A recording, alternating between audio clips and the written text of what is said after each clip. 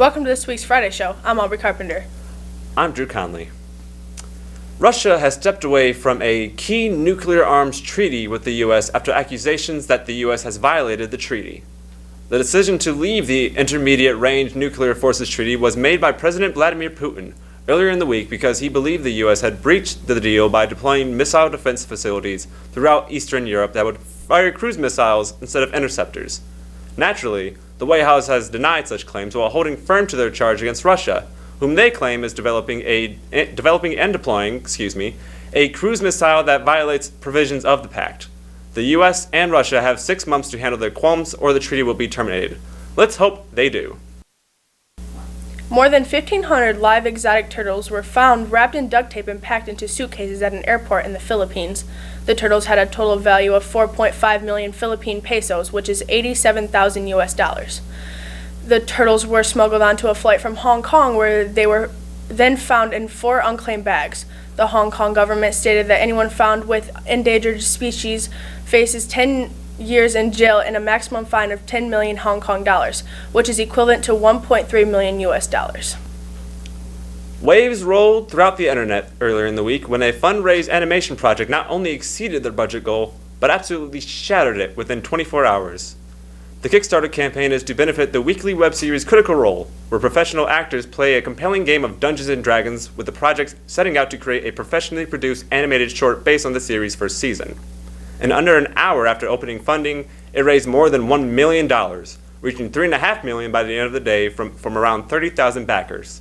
This easily defeats their initial goal of only $750,000. As of this report, they managed to raise just under $6.5 million, and now plan on turning what was initially a single animated short into an episodic series. Truly remarkable. One of the tornadoes that ripped through Lee County, Alabama, recently was upgraded to an EF4 after it was determined by meteorologists that the tornado brought 70-mile-per-hour winds and left a track of damage almost a mile wide. The path of the tornado's destruction is at least 24 miles long. The death toll stands at 23, all of whom have been identified. 3 of the victims were children between the ages 6 and 10. There have been no more reports of missing people as of noon on Monday.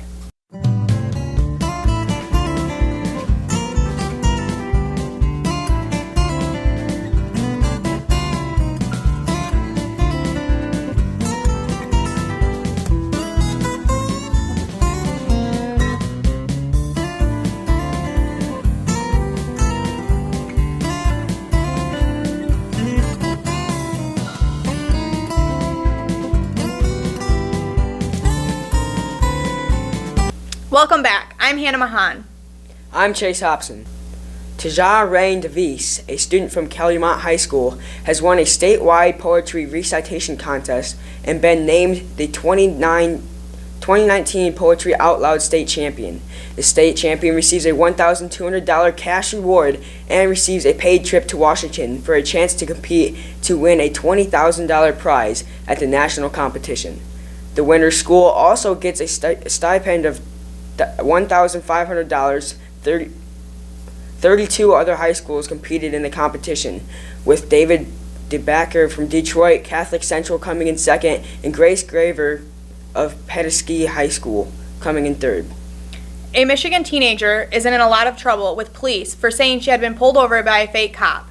17-year-old Faith Gentry reported that she has been stopped near 4th Street in Wyandotte on February 28th by someone she claims is a fake cop. An investigation conducted by the Southgate Police Department in collaboration with Wyandotte Police Department has discovered facts that do not match up with Gentry's original story. Charges will be filed against the teen later this week for filing a false police report. Monday morning, local citizen Scott Hudson saved a mother and her child from a fire. While Hudson was pulling out of his driveway, he saw smoke seeping through the cracks of his neighbor's house. Knowing something was wrong, he pulled into his neighbor's driveway and started frantically knocking as hard as he could on the windows and doors. After no response from the two trapped inside, Hudson broke open a window and rescued the mother and her child. Last weekend, Jack Calicay, Bobby Skinner, and Griffin Barnett were able to advance to the state finals for wrestling. I was able to interview Jack and Bobby to ask about their experience. This is Hannah Mahan here with Bobby Skinner, who qualified to go to states. Describe your experience with states. States was fun. very fun being with teammates down there and seeing all the people in the crowd cheering for you. Describe how much work it took you to get to states. Well, a lot of work from practice and, well, at home, running on a treadmill and not eating, and teammates helping me get on weight and work hard in practice. How did your friends, family, and team react to you going to states? Well, my family, they were pretty excited for me. My dad was. And my friends, like all my teammates, they were happy for me. But I had to sleep with Griffith, so it was very exciting. This is Cheyenne Cook with Jack Calico, who qualified to go to states. Describe your experience at states. It's pretty fun, good atmosphere, a lot of people there, a lot of supporters. Describe how much work it took you to get to states.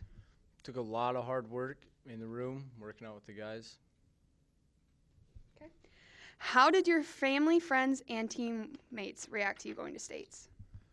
They were pretty excited for me because I didn't wrestle last year, so they were happy I made it. This is Cheyenne Cook here with Jack Calico. Next will be sports with Joe Wade. Joe's Garage Sports Pub is a full-service source for great food, fun, and entertainment. From great lunches available any day of the week, Thursday 2 for the price of 1 pizzas, and a variety of entrees anytime your appetite demands, Joe's Garage Sports Pub is ready to serve your needs. With entertainment ranging from bike and car nights to local, state, national sports on TV, as well as live entertainment, come on in and have some fun at Joe's Garage. We service all makes and models. Welcome back. I'm Joe Wade with sports. Starting with high school sports, the Lady Rams basketball season came to an end this Wednesday. They fell to the Millington Cardinals with a final score of 43-35. The varsity wrestlers sent 4 of their wrestlers to state this past Saturday. Bobby Skinner was not able to get all state this year. However, Griffin Barnett, Jack Calico, and Jake Elasevich were. Jack placed 7th, Griffin placed 4th, and Jake Elasevich took home a state championship. Our own David Sackrider was able to get an interview with him on what it was like. It's really cool, exciting. It's been a while since someone's done it, so I'm glad to be the one to do it. It's different. You can catch the rest of that interview on the next episode of Unsportsmanlike Conduct, live on Wednesday at 2 o'clock. And a big congratulations to those individuals and all wrestlers in Michigan who qualified for states. Moving to collegiate sports, state rivals go head-to-head this weekend as Michigan and Michigan State take on each other this weekend at 8. Both teams are 26-4. The Wolverines are coming into this game with a win over Maryland. The Spartans are also coming into this game with a victory over Nebraska. The Pistons are now 32-31 after a win over the Minnesota Timberwolves with a final score of 131-114.